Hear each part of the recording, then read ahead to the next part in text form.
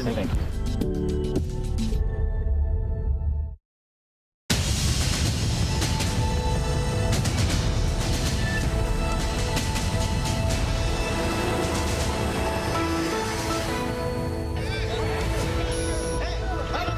A crackdown in the world's largest democracy. Police in India wielding batons, charging toward people stepping out during the lockdown, stopping cars, making people do push-ups when they break the rules, even squats. All this as Indian officials try to stop the outbreak from threatening their population of 1.3 billion. Here at home, the Senate reaches a deal on that massive $2 trillion relief package. It is set to help small businesses and push cash into the pockets of millions of unemployed Americans. But some lawmakers still have reservations. The U.S. has more than 60,000 cases, about half of them here in New York. The number of hospitalizations is outpacing predictions in America's COVID epicenter. But there are glimmers of hope about the effects of social distancing. This as more than half of America's states have now shut down non-essential business. And overseas, Prince Charles has tested positive for COVID-19. Good evening, everyone. Thanks so much for streaming with us. I'm Lindsay Davis. Look, we look forward to the day when we can report something different. But once again, coronavirus cases continue to rise. The New York governor said that hospitals here will soon have more patients than beds, and coronavirus infections are not expected to peak for another 3 weeks. And a sight that no one wants to see in any city, tented makeshift morgues set up in New York City, officials say, just in case. Now, these are certainly peculiar and scary times. Normally, states advertise what they have to offer, hoping to lure tourists in and have visitors come visit. But now Hawaii is asking tourists to stay out for an entire month. Alaska is imploring outsiders to quarantine for 14 days, and Florida is telling anyone from New York, New Jersey, and Connecticut to self-quarantine for 2 weeks. But the good news, because looking for silver linings has become increasingly important for all of us. Today, the New York governor said that early indications suggest social distancing appears to be slowing the spread of the virus. ABC's Tom Yamas starts us off. Tonight, a grim sign this pandemic is far from over. Teams setting up a makeshift morgue outside of New York's Bellevue Hospital, something they did during 9/11 and Hurricane Sandy. Overnight, at least 5,000 new cases in the state. At one hospital alone, 13 people dying in just 24 hours. The hospital saying the virus is taking a terrible toll. But tonight, one sliver of hope. Extreme social distancing measures may be working. The rate of hospitalization slowing slightly. This is a very good sign and a positive sign. Again, I'm not 100% sure it holds or it's accurate, but the arrows are headed in the right direction. But Governor Cuomo says we're still weeks away from hitting the peak in New York City, a scenario which could collide with the president's new timeline, proposing to ease restrictions by Easter Sunday. That's April 12th. And what a great timeline this would be. Easter is our timeline. What a great timeline. But even the nation's top health experts recommending not committing to any date. That's really very flexible. We just had a conversation with the president in the Oval Office talking about, you can look at a date, but you got to be very flexible. And on a literally day-by-day and week-by-week basis, you need to evaluate the feasibility of what you're trying to do. New York, the epicenter in the U.S., still in need of more space and more supplies. 4 field hospitals underway and still in need for those critical life-saving devices, ventilators. The governor announcing 11,000 are on the way, but he needs a total of 30,000. Cuomo saying they may do what Italy did, split the ventilator. 1 device, 2 patients. We're exploring splitting, where 1 ventilator could do 2 patients. Italy has had to do this because they were forced to do it. Those ventilators desperately needed for patients like 25-year-old Jack Allard from New Jersey, who is in a medically induced coma. This virus is really dangerous.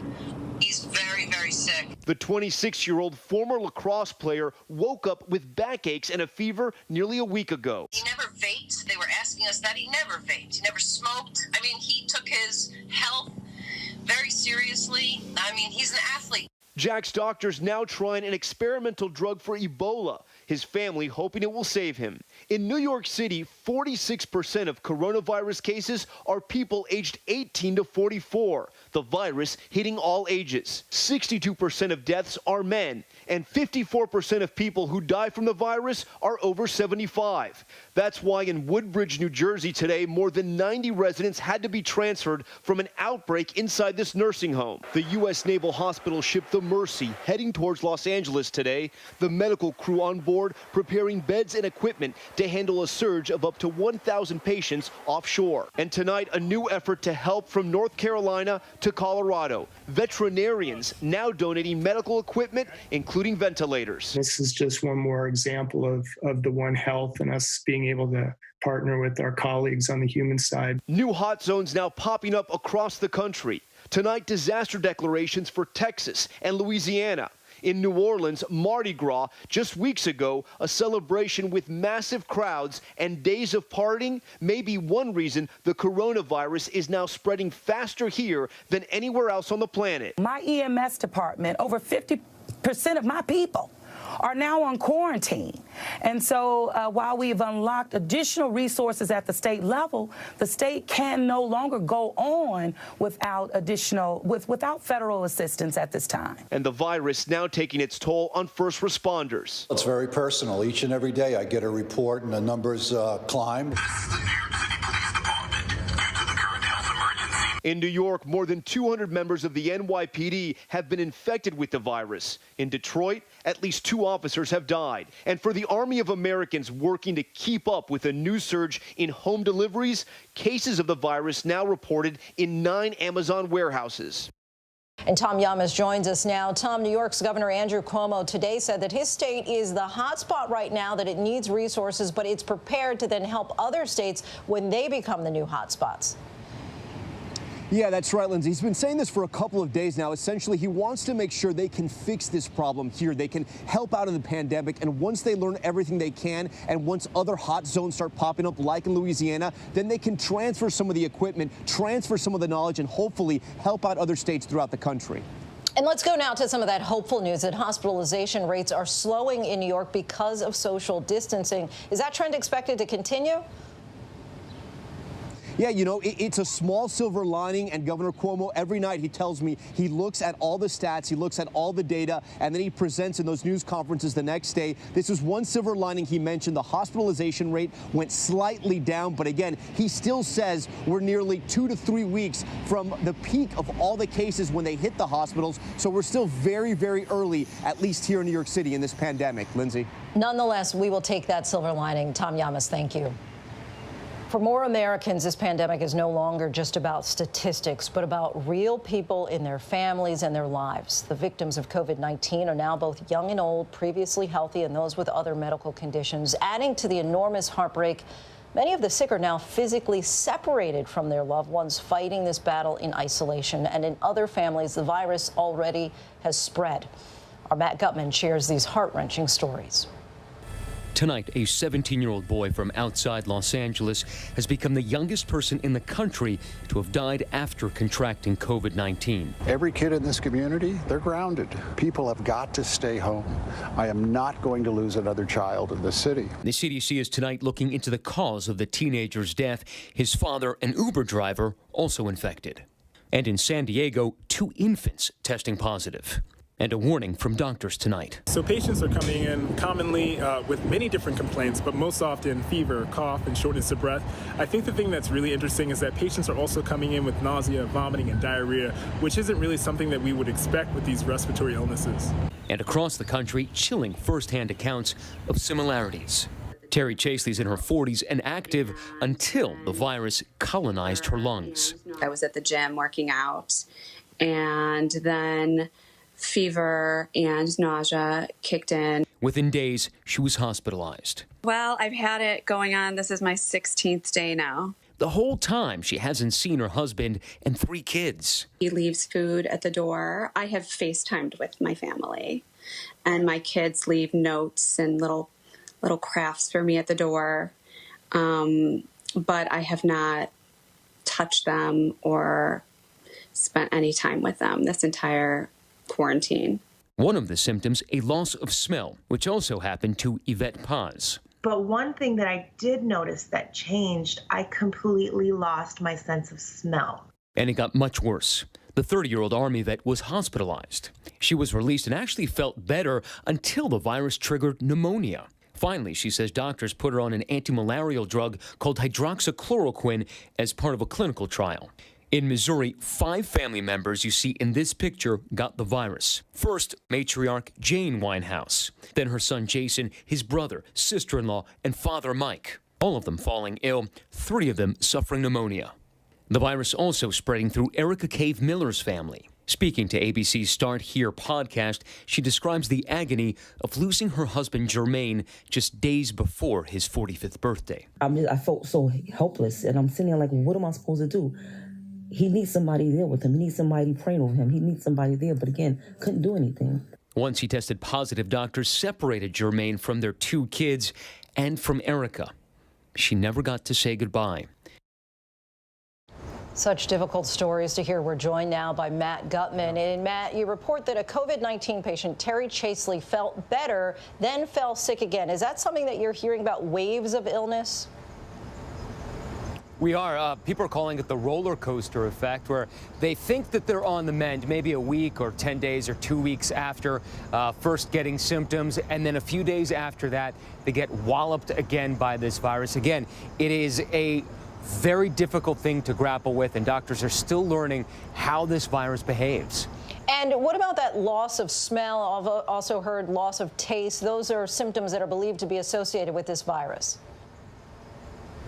They are, and that's one of the things that is so surprising about this virus, but doctors say it's actually not that surprising. The varied symptoms, right? We've heard people having vomiting and nausea and headaches and backaches and obviously pneumonia eventually. But what I was told here at Providence St. Joseph Medical Center is essentially that the virus attacks your entire system. And by doing that, it essentially sends your immune system on hyperdrive. It overreacts and attacks your own body. And that's why we're seeing so many varied symptoms for this particular virus.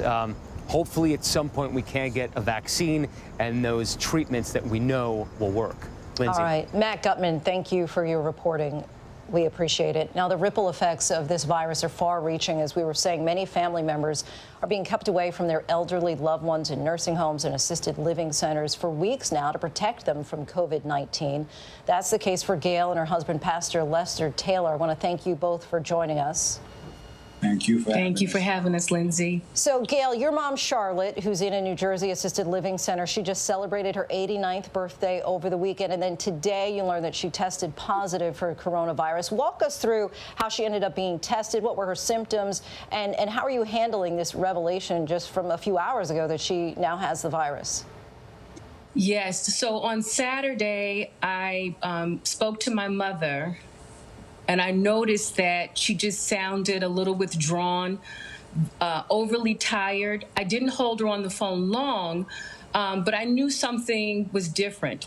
On Sunday, I heard from the nursing home. They told me that she had a fever of about 100. And I said, okay, something's obviously going on. They told me later on the temperature went down to 99. On Monday, they told me her fever spiked to 102. So I called the doctor and I said, listen, 3 things. She's 89. She is in a nursing home and she has a fever. I want her to be tested. So he agreed. And they called me today to tell me that she tested positive. So I'm still in shock. I'm stunned. I think there was a part of me that did not think the test would come back positive because the nursing home, they have stopped visitations for a couple of weeks now. I did have the chance to see her, my husband and I, on her birthday, but we were separated by glass. Right. So there was no physical contact. So I'm just, was surprised. I'm sad, but we are Christians and people of faith, so we believe in the power of prayer. But certainly very concerned. And your mom does have underlying conditions. So is the guidance for now that she should stay put or seek treatment in a hospital? So because this just started, she will stay put. Right now, her symptoms are just the fever and just her feeling tired. My mom is a 2-time lung cancer survivor. She's also a diabetic. So, of course, there is, great concern in that area. And we have consulted with an infectious disease specialist. So he has some things in mind, and we'll, talk about that more on tomorrow with him. But for now, she will stay put. Right. She is quarantined. She does have a roommate that has been removed from her room. And this would be difficult news, obviously, under any circumstance. But how much more difficult does this become now that you're not able to actually see and visit with her? That is, this is the most difficult part of not being able to be there with her. My mom was sick a couple of months ago, and I was there every single day, all day. She actually had to be transported to the hospital, and my husband and I, we spent every day with her. So we were really hands-on. I got to talk to the nurses, the doctors. I was really firm on certain things. So I really got to be her voice. My mother also has dementia. So it is really, really difficult not to be able to go there and, just to support her and to also be her voice. And what are the next steps, and what kind of control do you have, albeit from a distance? So not too much, actually. Right now, she's stable, and they are treating her symptoms, Tylenol and things like that. They did tell me that she also has a UTI. So they're working with that as well. But it's just constant calling, me calling the nurses. My mother has a wonderful doctor. He is new to her. He hasn't been with her as long as her previous doctor. But this guy I really like. When you call his number, he answers the phone. So you know how rare that is. But it's really a 1 second at a time, 1 day at a time. That's how we have to kind of go right now. And Pastor Taylor, as a man of the cloth, what kinds of words of comfort are you giving your wife in this moment? Well, again, she said we are people of faith, and so we believe in the power of prayer, and we have been, praying for her. She's a strong woman too, and I believe she has fight in her, but we're just putting it in the hands of the Lord right now. There's nothing else we really can do because we cannot be there. We can't see her. We have to rely on the communication. And I may say the facility has been excellent in terms of their communication with us, in particular with Gail. We can't ask for anything better, but it's nothing like being able to see someone. Right. We thank you both so much for speaking with us during this difficult time. And we're wishing a speedy recovery and good health for the entire family. Thank you, Lindsay. Thank you. And now to Washington, where Congress is still hammering out the details of that $2 trillion bill to rescue the economy. The Senate reached an agreement overnight on a sweeping deal that will provide relief to millions hit hard by the shutdown of most businesses, including direct payments to most Americans. But the Senate has hit some roadblocks as they race to get to a vote as Americans continue to wait. ABC News Chief White House correspondent Jonathan Karl has the very latest on the negotiations. Tonight, congressional leaders are hoping to pass the biggest economic relief bill in American history. A fight has arrived at our shores. We did not seek it. We did not want it. But now we're going to win it. As part of the $2 trillion deal, people earning $75,000 a year or less will get a $1,200 check, plus $500 per child. Those earning up to $99,000 a year will get a smaller check. Help is on the way. Big help. Quick help. For Elizabeth Mejia, a waitress in Los Angeles, it's not a moment too soon. I need to know that I'm going to be okay, and so will my kids be if we were to get sick right now. Under the bill, people will receive unemployment benefits for up to 39 weeks instead of 26. And the size of an unemployment check will go up by $600 for 4 months. There's also help for small businesses. Diane and Lily Joyle own a flower shop in North Carolina. We've had probably 20 plus events cancel or postpone, a lot of weddings. The bill includes a $367 billion loan program for small businesses who do not lay off their workers, and $500 billion for large corporations in hard-hit industries like airlines and hotels. There's also more than $100 billion in aid for hospitals and healthcare systems, and money to help the states offset their losses. And John Carl joins us now in Washington. John, so where do things stand right now on a final vote on this bill? And what is the president saying about getting this finalized? Well, it looks like it's on the verge. There are some last-minute hiccups, as there often are with major pieces of legislation. But my sense is that this is moving towards passage, if not tonight, by tomorrow in the Senate, and then the House would follow pretty shortly after that. And many Americans are frustrated that this is taking so long. And I want to put up a chart, if we can show that Morgan Stanley forecasts that more than 3 million Americans may have filed for jobless claims in just the past week. Does Congress understand the urgency that so many Americans are feeling and they need help right now? Well, I don't know if everybody in Congress understands that, but I certainly believe congressional leaders understand that. I mean, Lindsay, if you take a step back and look at what is happening here, this is a $2 trillion economic recovery bill. It is far bigger than anything the Congress has ever passed before.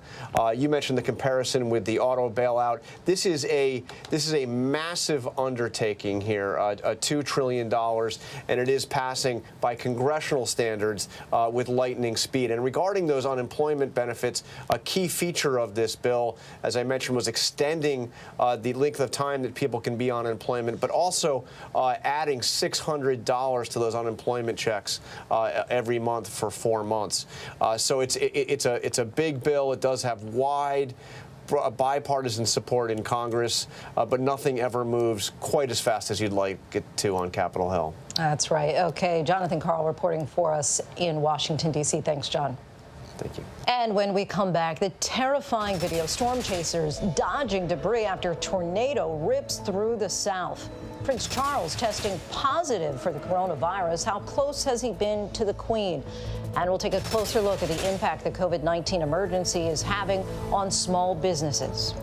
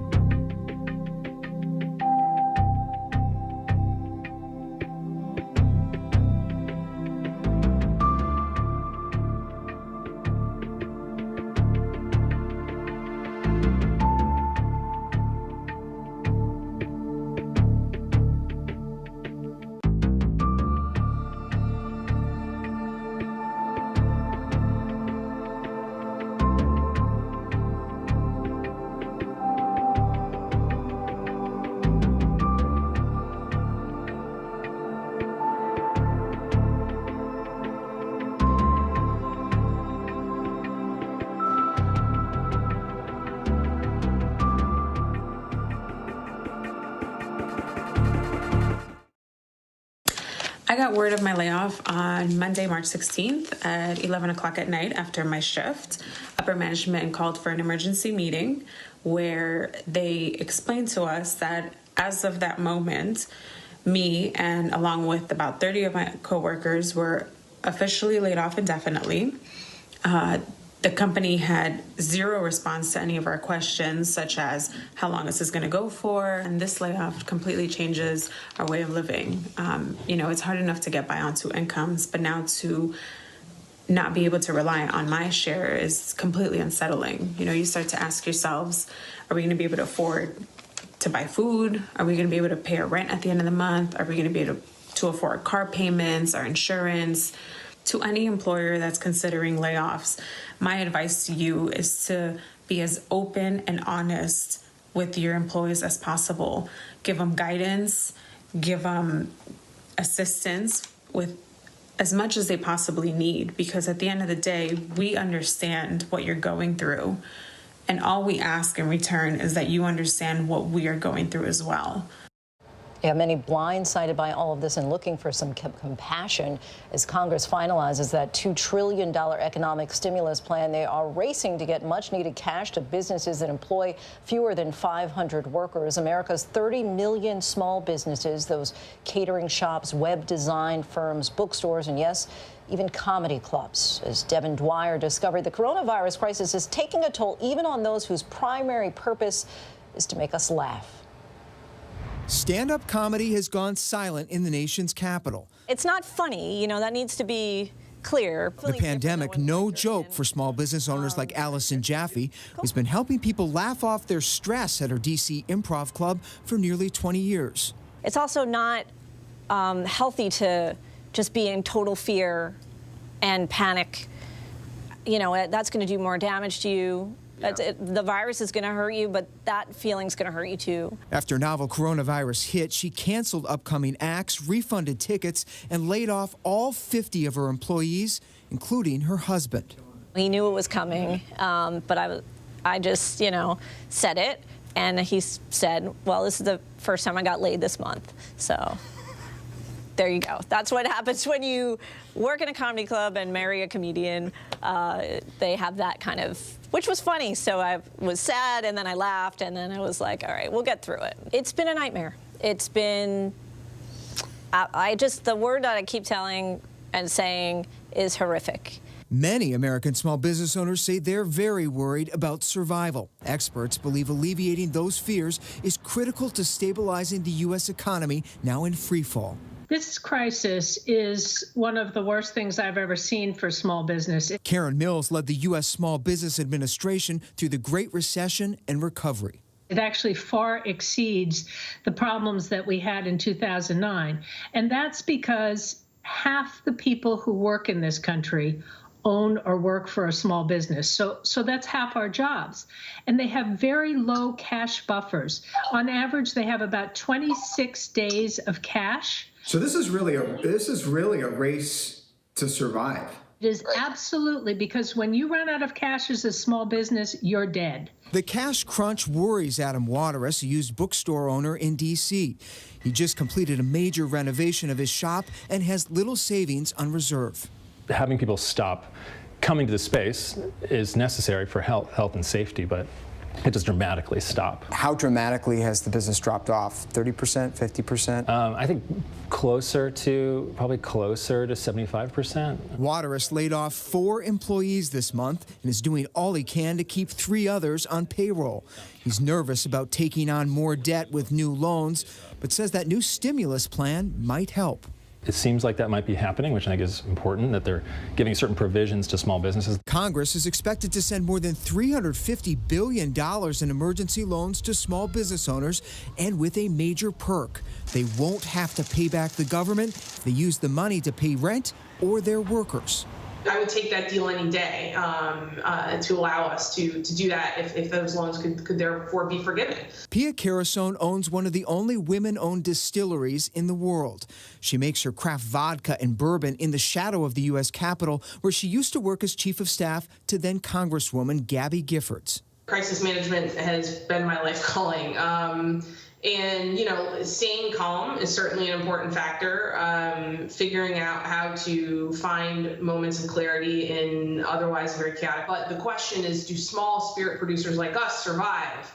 And, remains to be seen. For now, survival means making hand sanitizer. As a distillery, we're uniquely positioned to have on hand the one of the main ingredients in making hand cleaner. Carasone's distillery churning out small bottles of homemade gel, filling a 1,000-gallon order just this week from the D.C. government for police and EMS. People are going to flow freely and reinfect each other and spread the virus. So I, as a small business owner who is suffering, would be very, very glad to make sure that we continue to shut down until we kill this thing. The White House and some economists are pushing to lift the business shutdown as soon as possible. President Trump setting a goal of Easter, April 12th, weeks ahead of what many public health experts say may be safe.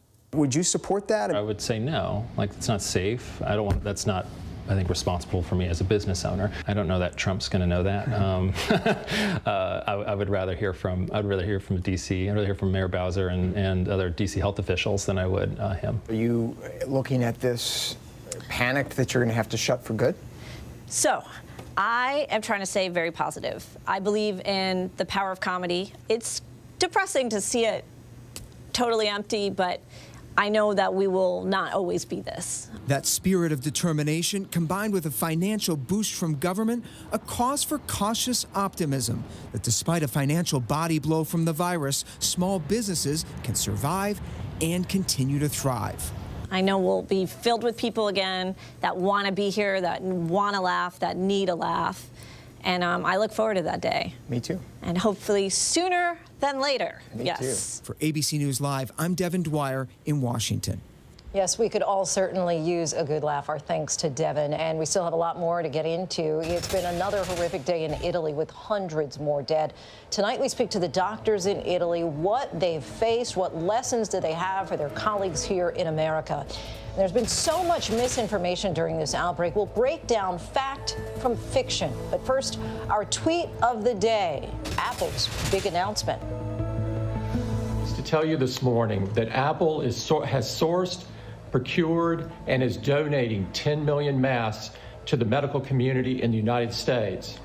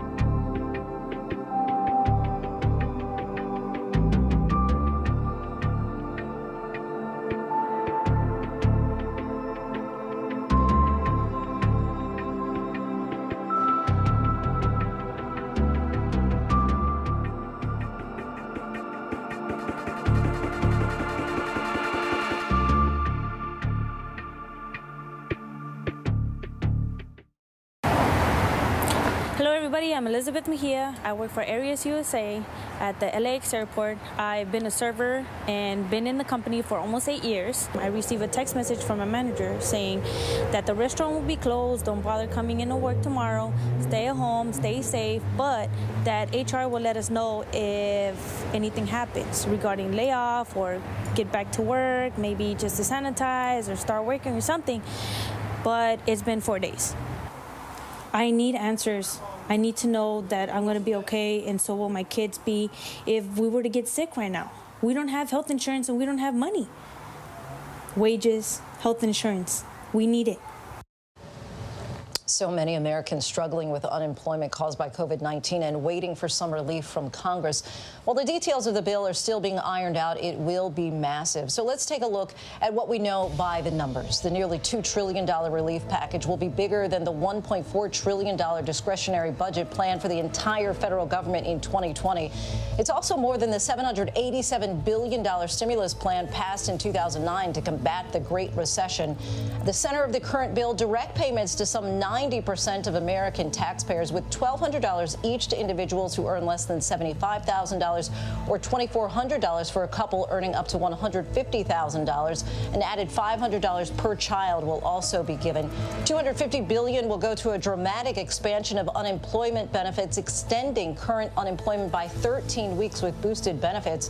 More than $350 billion will go to emergency loans for small businesses, and $425 billion will fund and give cash to big companies, including an additional $75 billion for industries hit hardest, including airlines and hotels, with some strict conditions and oversight.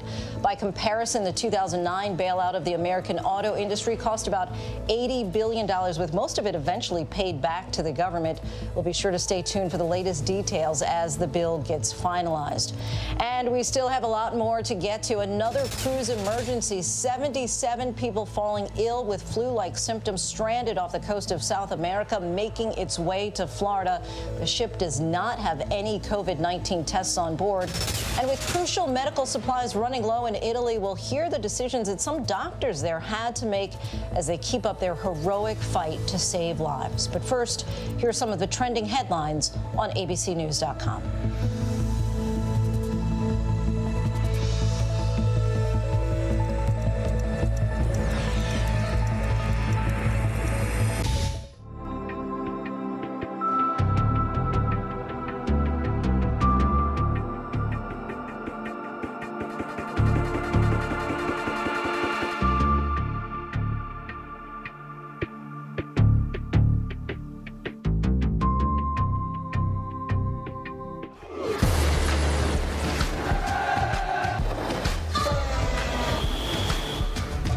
Watch ABC News on location for Facebook Watch. Right now, how do you make sense of it all? If you're like me, searching the internet all day and going through social media, it can be terrifying, and that's why we're here. Now streaming on ABC News Live. One place here for you with the good information you need. How do you help your family, your kids, your friends deal with all of this? Answering all your questions. We are all in this together, and we're going to get through this together. Pandemic, what you need to know. Streaming everywhere on ABC News Live at 4 p.m. and 8 p.m. Eastern. What's the most innovative daily news podcast out there to listen to every day? Well, the Edward R. Murrow Awards say it's Start Here, the daily news podcast from ABC News. Even the New York Times calls us a top news podcast worth listening to. So if you like getting behind the biggest news...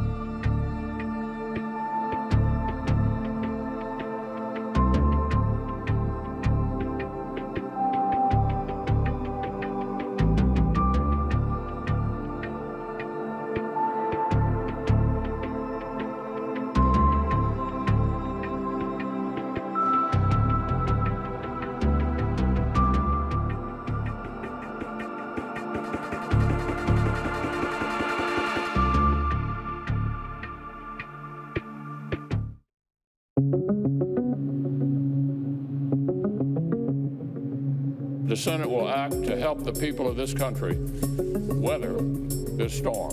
On Capitol Hill, Senate leaders announcing that Congress and the White House reached an agreement on an unprecedented $2 trillion spending package meant to offer relief to workers and business owners suffering under the COVID-19 pandemic. This proposal, unemployment insurance on steroids, will be the greatest expansion of unemployment benefits in decades. A social safety net wide enough to catch the millions of American workers who became unemployed virtually overnight. That has the markets up for the second straight day. But lawmakers are going over the draft and are reworking the language on one section. This bill pays you more not to work than if you were working.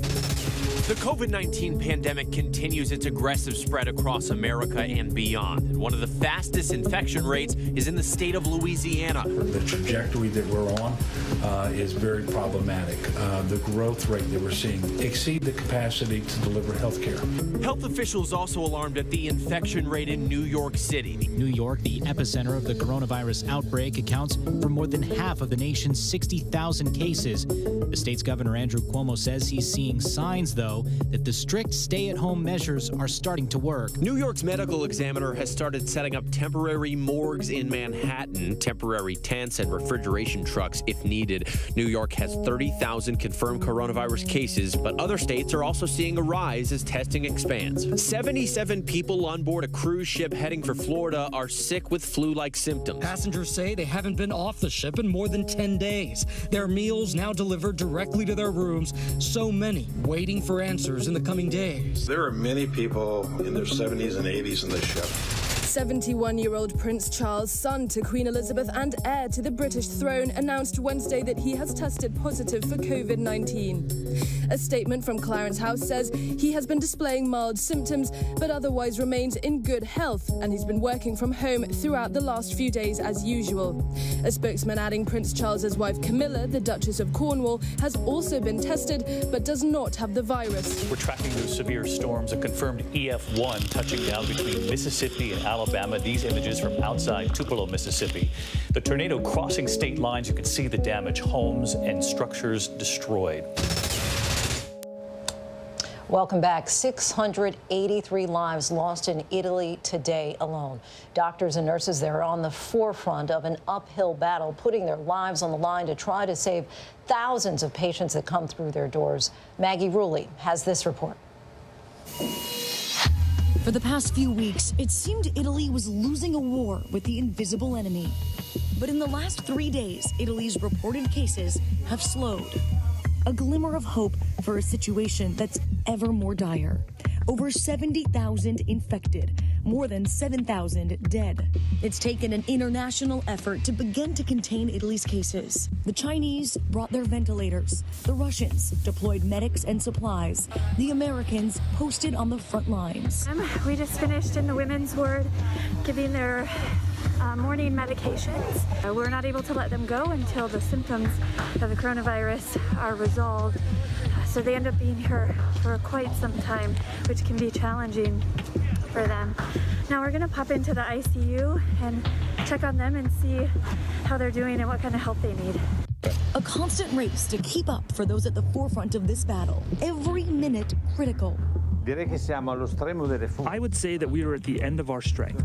We do not have sufficient resources, and especially staff, because apart from everything else, now the staff are beginning to get sick. And with supplies always running low, every decision counts. In this case, it means forfeiting basic needs in order to save lives. Every hospital is lacking in these days of protections, like masks, like cover for the shoes. We cannot, for example, during our shift, go to the toilet, because this will mean to change and to change again. And this is how can I say, a waste of protections. Despite the help from others, it's still not enough. Italy turning a passenger ship into a floating hospital. We don't have enough places for everyone. But it's the very places that care for the sick that seem to be hotbeds for infection, taking the lives of many of the nation's caretakers. In Italy, at least 30 doctors have died since the outbreak. Officials warned it was just a matter of time before Spain saw their numbers skyrocket too. And they have, the country reporting astounding numbers despite its strict lockdown. Nearly 50,000 cases, of those, thousands of healthcare workers infected. When I saw that within 12 hours of taking the test they were calling me, I knew that something was not right and that I was positive. In this video circulating on social media, patients on the floor of this hospital, some heard coughing. Field hospitals that look like they belong in war zones, now a common sight there too. And around Europe, preparing for the worst to come. Italy is proof that it's imminent, that unless countries get more testing, more beds, more doctors, more supplies, they'll likely face the same fate and see the same heart-wrenching scenes of caskets silently waiting to be laid to rest. And Maggie Rulli joins us now. Maggie, just an awful situation there and a warning to the rest of the world for those doctors on the front lines. Now, in retrospect, do they think that they could have done anything more to prepare themselves? Yeah, Lindsay, I spoke with some of these doctors earlier today, 2 out of a Milan hospital that's been hit so hard, and they both told me the same thing. They just wish that they had more time to prepare, to get ahead of this. They said that, they need more beds, they need more ventilators, they need more of that personal protection equipment, they need more doctors, more trained nurses, more of everything. They're just so exhausted. And what really stuck with me is they said, looking at America, looking at Europe, rest of Europe, you guys had time to prepare. You have time to get ahead of this. You should be building more hospitals right now. You should be getting more of these ICU beds. You should be getting more ventilators, training more nurses. And so they really hammered that point home that now is the time to prepare. It is still not too late, but it's getting there. And if you don't do these things, you're going to probably end up just like Italy. Tough to hear, Lindsay. Tough to hear, but words that we probably need to hear in order to prepare. And Maggie, switching gears just for a moment, we heard a warning today from the World Health Organization about countries potentially reopening too early. Yeah, this was interesting, Lindsay. World Health Organization coming out, really sort of pointing the finger at countries that say they want to open up early. And they reminded these countries that this could potentially be dangerous. This could infect more people. This will not be helpful for the world if countries start to open up. And they really hammered home the point that countries need to stay closed. They need to practice social distancing, practice this self-isolation. This, according to them, is the only way we're really going to start to beat this virus. Lindsay. All right, Maggie Rulli for us in London. Thanks, Maggie. And with the increased time many of us have at home, you may be spending more time on Facebook, Twitter, and YouTube. Likely people on your feed are posting about the coronavirus. But how do you separate fact from fiction? Our Diane Macedo breaks it down for us. They seem helpful. Viral posts full of advice on how to treat coronavirus, how to kill coronavirus, even how to test for coronavirus. The problem? Many of them simply aren't true. Like this viral post claiming drinking water every 15 minutes will flush the virus into your stomach, where acid will kill it. The truth? So that myth doesn't really pan out because it's more of a digestive answer for a respiratory problem. Another viral post claims specifically drinking warm water is effective against the virus. I think that people have come up with this possibility because there has been some discussion over the virus replicating in our throats. But again, this virus is a respiratory virus. Instead of drinking water, this post falsely claims gargling with salt water or vinegar eliminates the virus. Short answer is no. But I found that people who have sore throats, which can be a symptom of the COVID-19 virus, find that this helps relieve their sore throats. And if that's the case, go for it. Some on YouTube suggest drinking Miracle Mineral Solution, or MMS, which is essentially chlorine dioxide. Chlorine dioxide kills every pathogen, every virus, including the coronavirus. But the FDA warns ingesting these products is the same as drinking bleach and has caused serious and potentially life-threatening side effects. What if you just want to know if you have the virus? One post mentions you must have a dry cough and no runny nose. But our own Kaylee Hartung, who tested positive for the virus, explains that's also not true. It really all started with a runny nose about a week ago, and that was 4 days after I'd returned from a week spent in Seattle. What was notable to me was that I wasn't having the symptoms that were being so closely associated with coronavirus. I wasn't having any sort of a dry cough, I didn't have any shortness of breath, and I didn't feel any pressure on my chest. So it was easy for me at first to think this is is nothing. This is not something to be concerned about. As an emergency physician, I've seen people come in with all types of symptoms, including lack of smell, diarrhea. So the short answer is each person will probably have different symptoms to the COVID-19 virus, many of which will probably be mild. Another post falsely claims you're not infected if you can hold your breath for more than 10 seconds without coughing. Only some patients are presenting with a cough. So I would advise people not to hold their breath. If you find that you have symptoms that are similar to a flu or a cold, at this point in time, just assume that you have COVID-19 and self-isolate yourself. So with so much information out there, how do you spot a fake? Our partners at First Draft News advise asking yourself how the message makes you feel. Does it make you want to buy something? Like, share, or subscribe? Does it make you fear or hate someone? Or do you find it funny or shocking?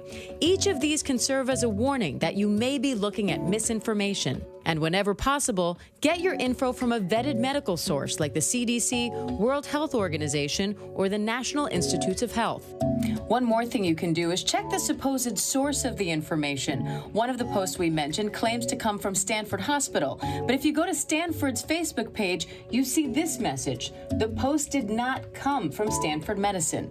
So if you have questions about COVID-19, go straight to a reputable source or ask your doctor. And if you're not sure if something's true, don't share it. Lindsay? Super helpful tips there. Our thanks to you, Diane. And when we return, an essential business keeping people fed as the food service industry reels. These are some crazy times, you know. The restaurant industry is severely impacted by that, and I can tell you that firsthand. I had to lay off about 60 employees in one day, and sitting across from them, I don't think I've ever cried so much in my entire life. You know, telling people that you're laying them off with the uncertainty of when they're coming back is something that I don't wish upon anyone. We have laid off more than 7 million employees in the past week, which is crazy to think about. Restaurants operate on such small, razor-thin margins that 2 weeks without any income can be devastating to most. It's what's really scares me right now is the future. You know, I think as people, we're gonna come out a lot better, a lot more self-sufficient. You know, the things that we used to pay people for, whether it was laundry or haircuts, we're learning how to do those things now ourselves.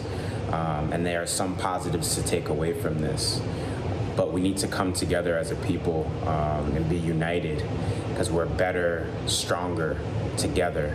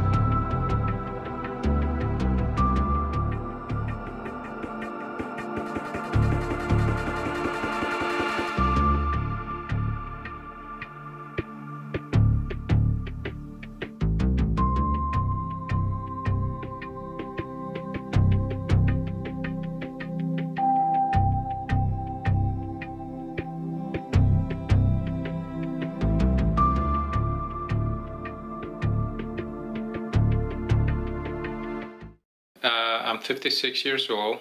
I've been working at 21 Club for 33 years. We are very concerned about how we're going to pay our bills. Most of all, our health insurance. Actually, we are bargaining with the company how we're going to keep our health insurance, something that it shouldn't be even happening. It's really sad. It's really sad after you put so many years of service. And the restaurant, one of the best restaurants of the city, you know, just kind of turn your back on you. You know, it's kind of tough. I'm waiting for their answers, and I hope something good come out of it. I think the new company is willing to help us, so I hope they stand up and come forward for us. When we hear about essential workers who are still on their jobs during these emergency orders, we often think of the doctors and police officers, but what about meal preppers? Lauren Aseo, the CEO of Fresh and Lean, runs a business of essential workers who are keeping people fed. Take a look. Hi, my name's Lorena Aseo. I'm the founder and CEO of Fresh and Lean, a ready-to-eat meal manufacturing company. During this time, it's extremely important to us to not only ensure the safety of our employees, but also ensure the safety of our product that we are delivering to our customers.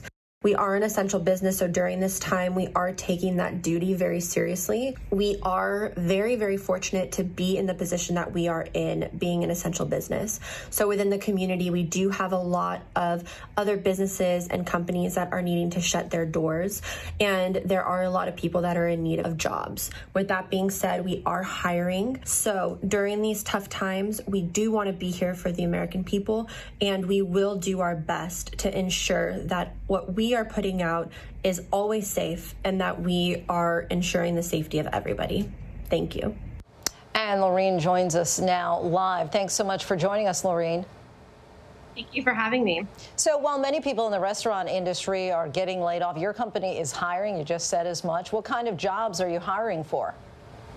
So we're hiring for everything from production, kitchen jobs like vegetable preps, meat preps, fulfillment workers in the warehouse, pick and pack, janitorial, sanitation. So we're hiring pretty much on every position in the manufacturing plant currently. Do you have any concerns about being able to staff up during this time, or you think it'll be easy? I mean, it's never easy, but I mean, we're not so much concerned. I think with everything going on right now, and we're hearing so much about people having to unfortunately close their doors, and it's such a tough time for so many people. And so we're trying, as much as we can to help in as many ways as we can. So, yeah. These days, if we don't want to cook, we have to order in or get food delivered. What exactly are you doing? Extra precautions you may be taking to make sure that the meal deliveries are as safe as they can possibly be? So being a food manufacturer, we are actually governed by a lot of government agencies on a day-to-day. So we follow and abide by very strict food manufacturing rules. Our food safety is number one in all of our plans. So as we do that day-to-day, obviously right now it's an extra concern, especially with the staff. So I will say that we have taken a lot of extra precautions on our staff. Everyone is checked when they come into the building. If anyone is showing any type of symptoms, they are sent home, and we are, following the CDC guidance and doing as much as we can to stay safe. But we are taking extra measures when it comes to safety and hygiene, sanitation, and then the extra security checks. Any personal favorite go-to meals? I mean, our salmon is really good. I mean, maybe I'm biased, but I do eat the meals all the time since I spend most of my time here at the office. But our salmon is great. We specialize in vegan meals. We have a lot of really good stuff on the menu. All right, Laureen, thank you so much for what you're doing and for your time tonight talking with us. We appreciate it. Thank you so much. And one last meal tonight before we go. Our image of the day, outdoor eating during a pandemic. These folks in China enjoying a meal in the park under a tent. Whether this is effective or not, we can't exactly say, but at least they're making an effort.